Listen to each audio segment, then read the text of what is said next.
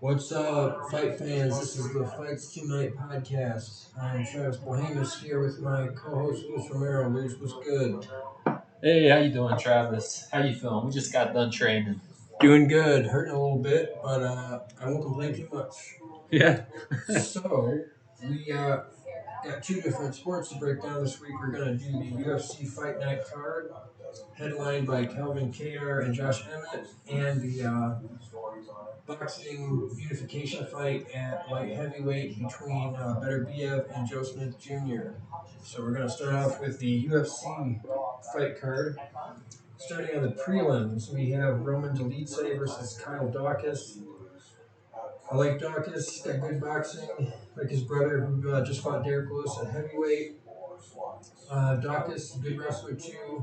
Although Roman is huge for middleweight and is really wild, kind of like Yuri Prohachka a little bit, who just won the title last week, which me and Lewis got right, I might add. Oh yeah, we did. Man, And we killed it on that one. yeah. I think we got six right and one wrong. Yeah. Anybody can go back to last week's to check us on that. We will say we did kind of get lucky on Valentina getting that decision, otherwise that would have messed up a parlay or two. But every now and then the judges are in your favor. Anyways, Roman being pretty wild. I think he could get caught a lot early by the crisp boxing of Dawkins. I just don't know if Dawkins has enough power and different ways to mix it up. Whereas Roman can be a little wild, kind of like in a Yuri Prochazka way. He doesn't really seem to come at it with too textbook of a game plan, but he's got big power. He's mean, willing to take a shot. Definitely a guy that's looking for a fight, not looking to be on the outside, sticking and moving. But he did lose for the first time his last fight, so it'll be interesting to see how he comes back from that. I'm going to go with Roman on that, probably by a decision, maybe with him giving up the first round, but I wouldn't be surprised if he got a finish in the second or third either. Second fight is middleweight Phil Hawes versus Duran Wynn. Duran Wynn is a kind of annoying wrestler, if you ask me. Extremely small for the weight class. Had some problems missing weight. He's from AKA, trained with Daniel Cormier as one of his main training partners. Phil Hawes is very much like Joaquin Buckley, who fights later on the card. Really ripped guy, really strong, and real big power. Anytime you come in on him, he's looking to throw heat and is cool with exchanging. So I'm going to say Phil Hawes would be able to deal with men's wrestling and perhaps catch him with a good shot. Then we have bantamweight with Eddie Wineland, who's amazing. He's still fighting. He's coming up against Cody Stamann. Stamann is not only huge for 135, but he's definitely the better wrestler and a lot more young and spry. Eddie Wineland, for sure, on the tail end of his career. He's been on the receiving end of a couple of rough knockouts. One you probably remembers one against Sean O'Malley with the fake uppercut, straight right hand. Wineland's pretty crafty and has got kind of a hands-down style with uppercuts that kind of lends itself to going against a wrestler. I just think Stamann's going to be in a little too good a shape, a little too big, be able to mix it up a little too well, kind of a team alpha male type game plan. In fact, that might even be where he's training from that for sure. I'll go with Cody Stamann on that one by decision. I don't know a whole lot about these strawweights, Maria Oliveira and Gloria DePaula. I'll go with Maria Oliveira's experience. Then we have a featherweight fight that should be a good one. Danny Chavez, good, well-rounded, come-forward fighter, and Ricardo Ramos, who I remember being pretty impressed at his kickboxing. I think Ramos is just going to be a little more experienced and maybe a little bit sharper of a striker. Should give him this one. Then we have Jeremiah Wells versus Court McGee. Court McGee is one of those guys like Serrano Lozon in the co-main event that been around forever, keep going. He won Ultimate Fighter a long time ago. When he's on, he can really put a pace on people and is really good at just constantly coming forward, not necessarily with the best of technique, and certainly isn't the most defensively responsible, but can definitely put on good shows and can start wearing on anybody after a round or so. I'll go with him over Jeremiah Wells. again, these women's flyweight fights, I don't know much about. Natalia Silva versus Jasmine Vicious. Hopefully, I pronounced that right. I'm gonna go with Jasmine just because I feel like I've never seen her name before. You like that one? Sometimes anything to your advantage. That's definitely a Lewis answer, Travis. Lewis answer. Okay, what can we say, guys? We're tired from training. Yeah. Then our featured bout on prelims, which is one of the ones I'm looking forward to the most. We have Tony Kelly, tough, scrappy fighter, going up against Adrian Yanez, who's a lot more of a precision striker, very Masvidal in the way he's pretty upright, likes his jab, his lead hook. Not a guy to rush out and start swinging. Gets a lot of later finishes by slowly starting to figure people out and slowly put pressure on him. I would definitely say he moves forward a lot more than Masvidal and seems to be a little more prone to get knockouts. I don't know how much of that is power and how much of that is him just landing stuff. He does seem to be extremely precise. I think Yanez is going to counter well off the end of one of Tony Kelly strikes and see him getting a late finish in this as well. And that brings us to our main card, which starts with Julian Marquez, one of my favorites at middleweight, versus Gregory Rodriguez. Lewis, what are your thoughts on this one? All right. So Julian Marquez, he's on a 2-win streak right now in the UFC. All his wins in the UFC, besides his win from Dana White's Contender Series, have been by submission. And Gregory Rodriguez, he is a black belt in BJJ and has never been submitted. I think Gregory has the better stand-up out of the two. I don't see Julian submitting Gregory. So I'm gonna have to bet on Gregory Rodriguez for this one. Fun fact, both these fighters, they've had fights of the night in their last fights. No kidding, I didn't know that. Yep. Julian Marquez had his against Darren Stewart, and Gregory Rodriguez had his against John Young Park, who fought a couple weeks ago or 3 weeks ago. What about you, Travis? Who are you going for on this one? I'm a little familiar with Rodriguez. I'm probably going to go with Julian Marquez just because he's not only a guy I've seen a couple times, was impressed with his performances, but I've also heard a lot of gym stories about the guy and a lot of people really highly touting his abilities. Yeah. What the? I like to think just him, saying when he was starting out, there was this top 10 guy who was getting the better of and stuff like that, like guys at his weight and higher up and stuff. So I think he's one of those guys that maybe hopefully can show some tricks, come on top of this. All right, so that brings us to lightweight fight: Demir Ismagulov versus Garam Kutateladze. I think I'm surprisingly close on pronouncing that. Demir, as Lewis has told me, is a former M1 champion. And anybody that can get to that level in M1 has had some wars and it's got to be pretty well versed in just about every area. A lot of the guys that produce out of there are real tough, real strong, real well rounded. I know Kutateladze is a kickboxer, but I also know he's had some time off because of injuries and visa issues. Demir, on the other hand, also as Lewis informed, has had some weight issues, so I know he's definitely quite big for the weight class. I'll go with him being able to handle the kickboxing, hopefully mix it up good enough to where he doesn't end up on the end of anything too nasty. What about you, Lewis? You going with Kutateladze, Garam? Yeah, I'm gonna have to go with Karat's.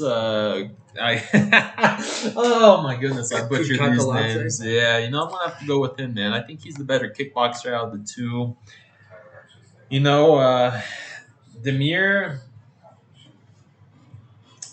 Oh boy, his last his last fight was canceled against Rafael Alves because he missed weight by 7.5 pounds. Jeez, that's a lot. Yeah, it is a lot, bro.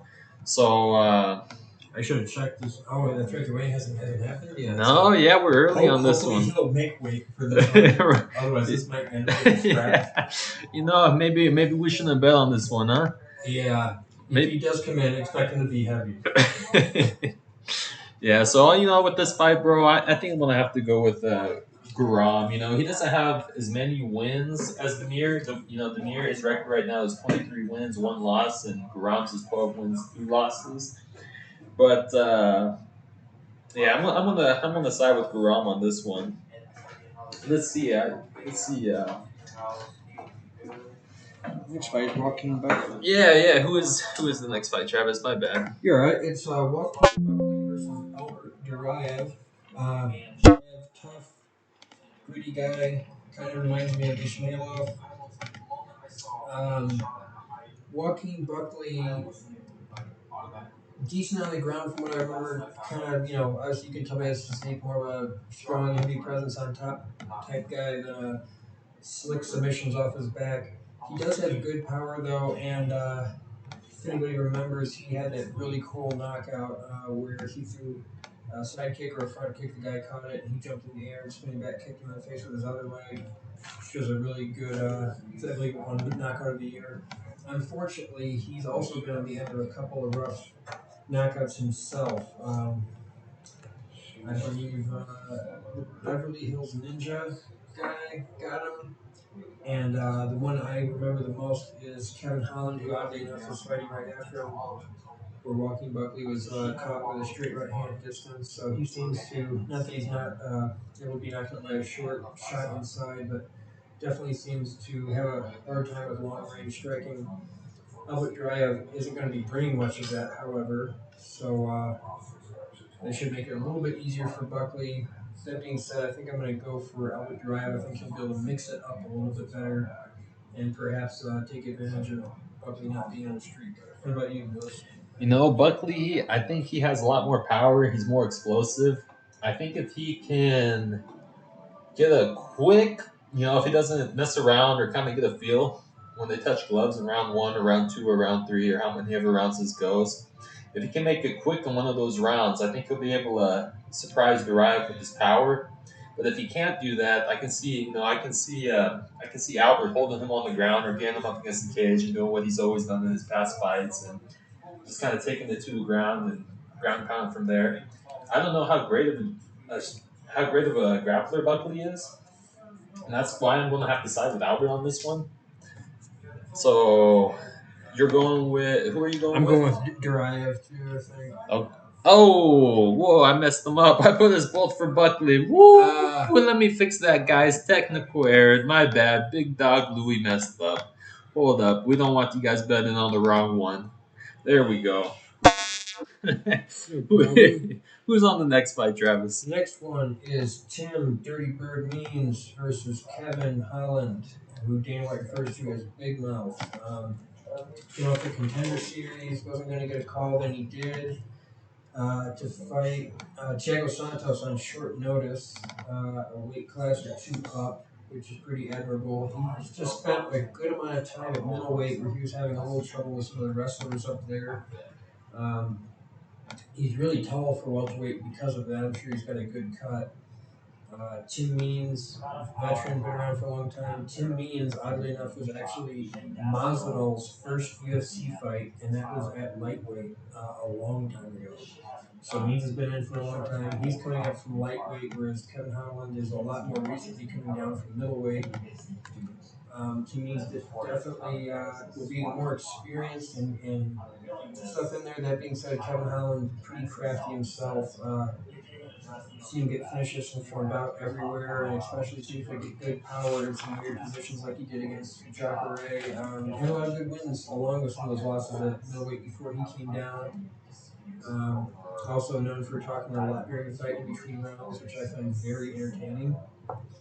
I think Tim Means is going to be a little tougher to get rid of than maybe Holland is anticipating, but I think the huge size difference and the youth will play on Kevin Holland's side, and I see him either kind of outlanding Means from distance or perhaps getting through with a straight right hand or a knee. and winning later on. But I'd say most likely a decision win for Holland. What about you, Lewis? What do you got on Tim Means versus Kevin Holland? I'm gonna have to agree with that. I don't see Kevin Holland knocking out Tim Means. But I think with their styles, Kevin he likes to utilize his team and front kick a lot, so it's definitely going to be a battle of straights, which is going to be nice. I don't think Tim Means is bad with the straights, but I think he likes to use his knees a lot. So with Kevin Holland taking that weapon away from him, I think Kevin Holland he's going to maybe not do more damage, but like you said, kind of outland Tim Means. That's how I see this one going. Nice. Well, that's two for Holland on there. That brings us to our co-main event of the UFC card, which is Donald Cowboy Cerrone versus Joe Lozon. Two old, grizzled veterans. Both these guys have at least 10 more wins than losses. Cerrone almost 20, but they both have 16 losses in mixed martial arts. So it gives you an idea of how long they've been around. Both of them have fought just about everybody. Lozon I believe he's pretty much been at lightweight in the entire time. Would always make it kind of top 15, top 10, go on a run of a couple in a row, but never quite even seemed to make it into the top 5. Never had a title shot that I can recall. Cerrone always did a little bit better. Not only has had a title shot in the UFC, but also had a couple in the WEC, and has fought everybody for a couple of weight classes. He not only fought Nate Diaz a long time ago, a really famous fight, but went up to welterweight and fought some of the bigger names there. Masvidal fought Till before he went up, fought Conor McGregor, fought Anthony Pettis, fought just about everybody you could think of that's been a mainstay in UFC from 155 to 170 for quite a bit, or even Till's up at middleweight now.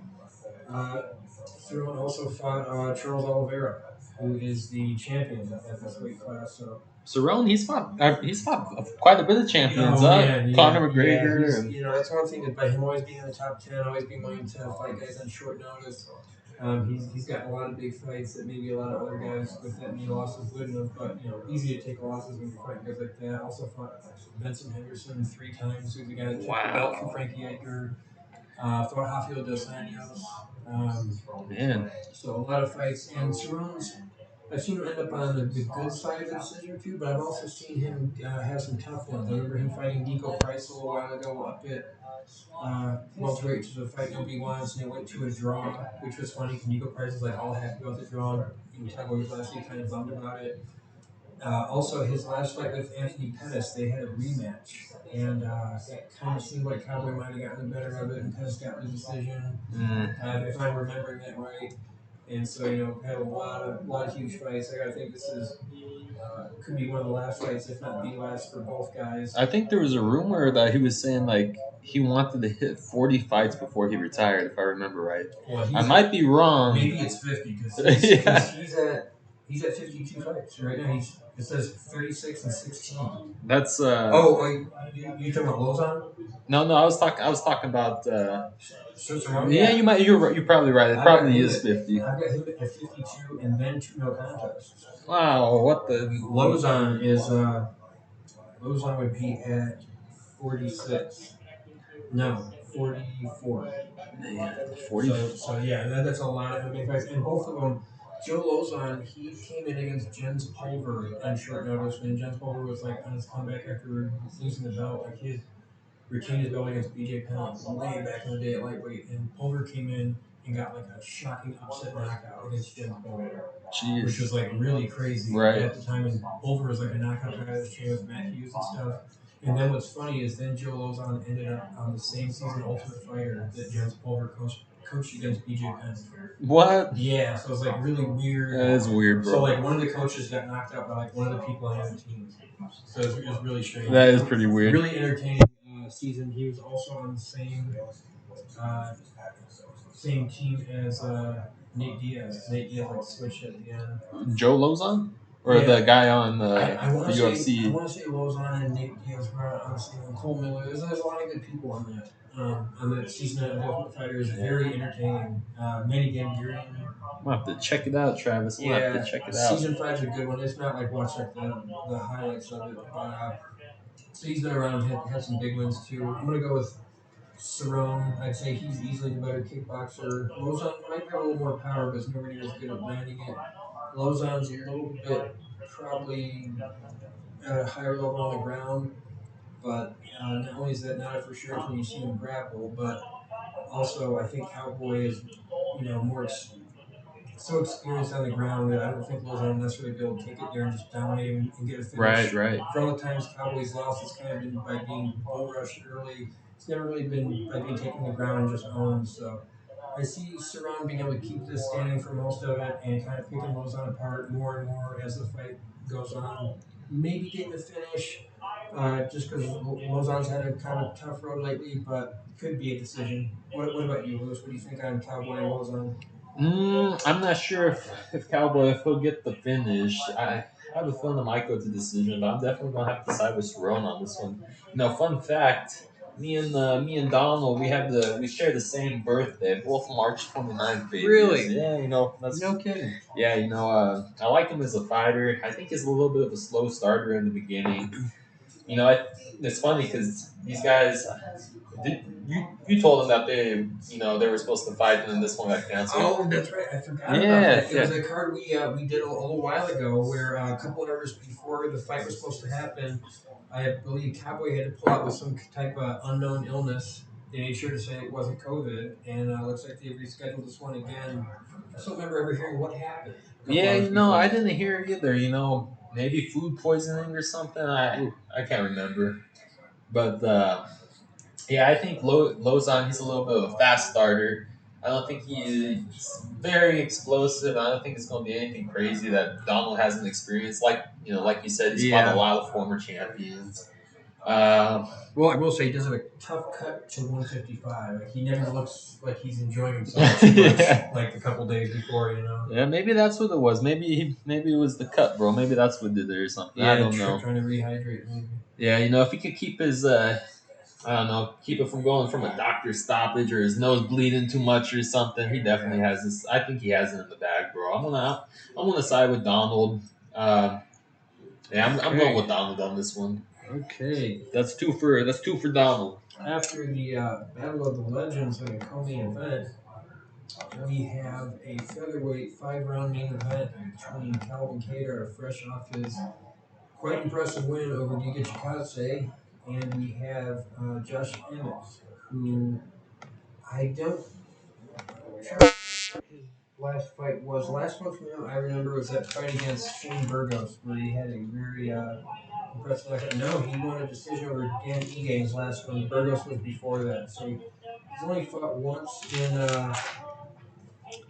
2020 and once in 2021, but he's had a pretty impressive run as of late. A couple of years ago, he TKO'd Mirsad Bektik and Michael Johnson. Really brutal knockout on Michael Johnson. He's got a really good right overhand, which is really good on southpaws. Luckily, Kattar doesn't go southpaw very much, but he will do it every now and then if he's having a hard time. Then he won a real impressive fight over Shane Burgos, where it's kind of his power that was taken over.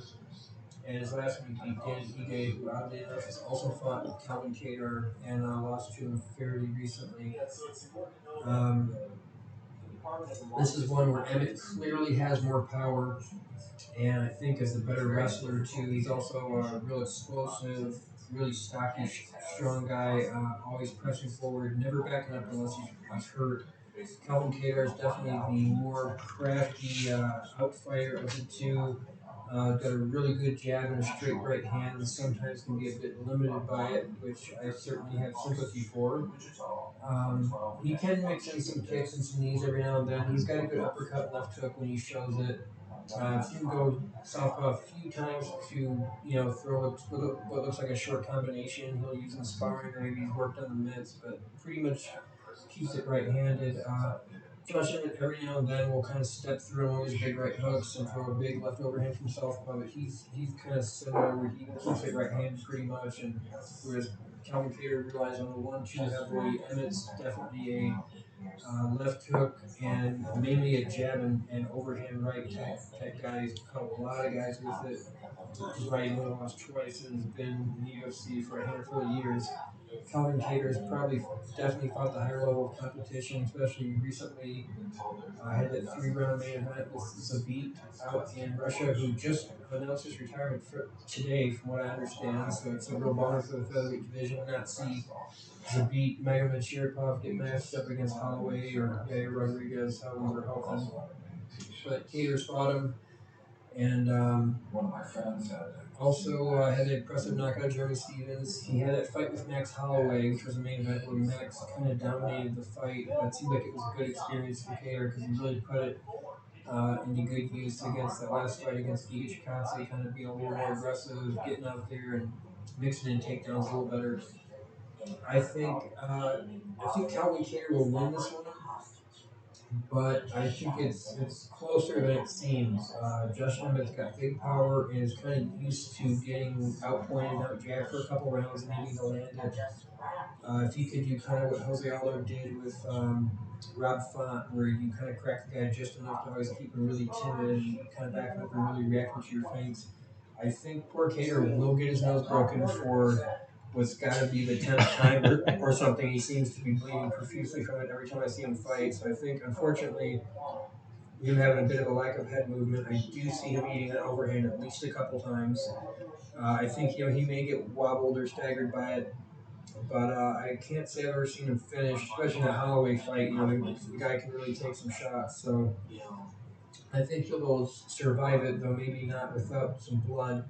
And I think Emmett is going to get in and land his shots, but not enough to be winning rounds. I don't see him hurting Kattar enough. Kattar seems, to kind of be able to see what's coming with a slightly simpler fighter, and it's kind of similar to the fight he had against Jeremy Stevens.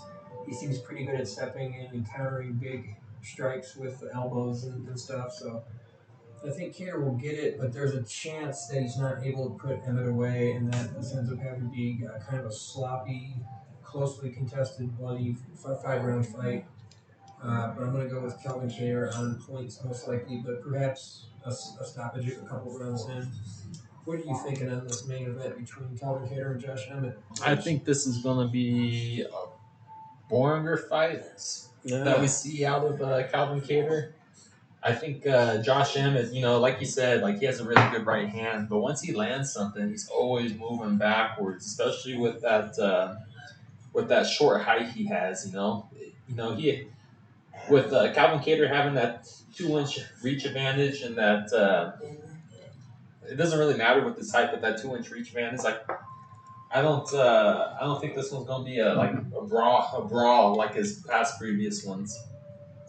I think this one's going to go to split decision.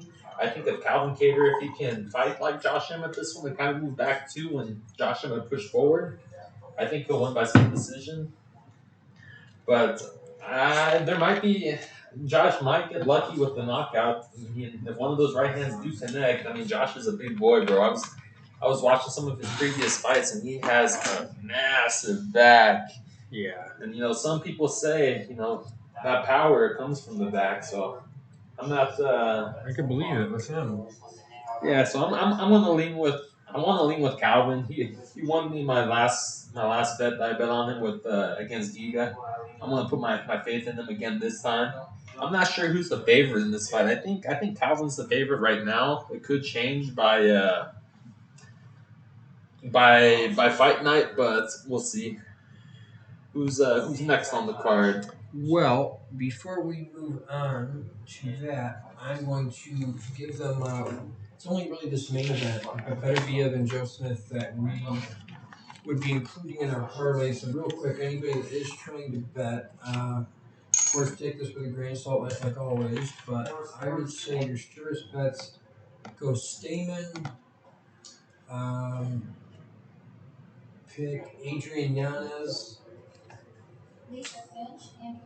I would pick Kevin Holland, Donald Cerrone, and then Calvin Kattar if you're feeling lucky, or you could leave him off and just pick the fight to go past 1.5, perhaps 2.5, depending on what your betting site offers. and then you can add in our pick for Beterbiev and Smith, which brings us to the boxing card. We're hoping that we're going to get lucky and that this boxing card will time out well to where everyone will be able to watch it after the UFC, because this is actually a really important boxing fight. While we're still waiting on some big fights like Errol Spence and Terrence Crawford for the unification at 147, the cool thing is we've really been seeing a lot of unifications lately, and at bigger weight classes. It's one thing to have it at cruiserweight. It's one thing to have it at 140 pounds, which a couple of guys have done now. But it's another thing when you have a really famous weight class where everyone's got big promoters and is hanging on to their belts separately. Canelo just did it at 168, where he had to take on fighters from England and fighters with a lot of different kinds of styles. We had Lomachenko gather most of them, lose when he went to get the last one against Teofimo, who immediately lost against Kambosos, and now all the belts sit with Devin Haney. To have all the belts with one person at lightweight and middleweight is really wild. To think we're one belt, one fight away from it at 147. Charlo just did it at 154, and it was Canelo's intention to do it at 175 pounds, which is light heavyweight, which is another one of the original eight, one of the more popular weight classes. If you remember the last time we had a big fight that was close to unification was Andre Ward and Sergey Kovalev. Oddly enough, the belt that Sergey Kovalev lost to Canelo Alvarez, the only light heavyweight belt that he's ever held, is the one that Joe Smith Jr. has. And he will be putting that up while Beterbiev puts up his WBC and IBF title. The only other belt that's not on the line here is the WBA, which is the belt that Bivol holds and just defended successfully against Canelo Alvarez. So actually, this boxing match technically has got three times the titles on the line that the Canelo Alvarez and Bivol fight had, even though it may not be as high profile. So this is a pretty important fight for anybody that wants to watch the makings of a unified champ at light heavyweight. It's a very good chance whoever wins this fight fights Bivol, and there's a good chance that whoever wins that fight will be fighting Canelo Alvarez within a year after that. So, very important fight to watch. The card, however, starts off with another boxing match, which Well, we are going to try to pull up here if we can. I don't like. I went to the site and they don't have all the undercards. They have a few that I don't really know, but they're still waiting on a few to be announced. The one on the main card, though, is with Rabizi Ramirez, and that's against Abraham Nova, who I just had on the screen a few seconds ago. But I don't know much about the fighters. You don't have to switch. Okay, cool. Yeah, I don't know much about the fighters. I'm with you guys seeing that. I'm sure you guys are going to side with Abraham Nova too. He's definitely looked like he's more for the physique. Not only that, but he has the height and reach advantage on top of it. I can't remember what the records are. I want to say Abraham has the better record out of the two too, but that's going to be a featherweight bout. So I'm gonna side with him on that one. We're gonna go with Nova. Yeah, I think we're gonna go with Nova, but with this Beterbiev and Smith fight, I don't. I can't say I know anything about it. Travis is definitely the man, and I'm gonna have to side with him on his picks on this one. Who are you picking on this one? Travis? Okay, in this one, I'm going to pick Beterbiev, and I think is what is going to be one of his better fights. Not that his aren't exciting, but I think Smith will put up a little bit more of a fight. Beterbiev, undefeated at 17-0, and if he doesn't have the highest knockout percentage of any champion, he's certainly tied for it because he's at 100% every single time he has had a professional boxing match. The other fighter has not made it to the closing bell.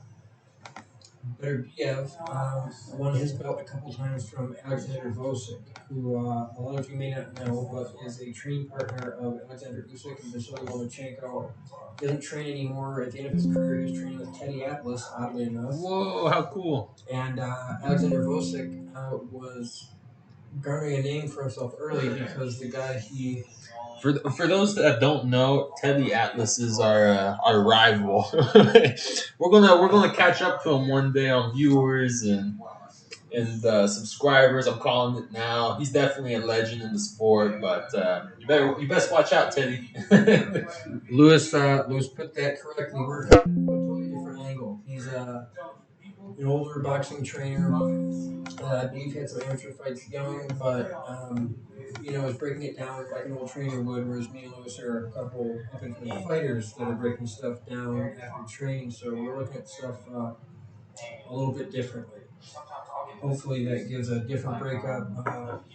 Although we will suggest that some of the guys will have definitely some different looks and some different ideas on stuff to me and Lewis. One thing I think they're going to agree on, though, however, is that Artur Beterbiev is probably going to win this. Joe Smith Jr.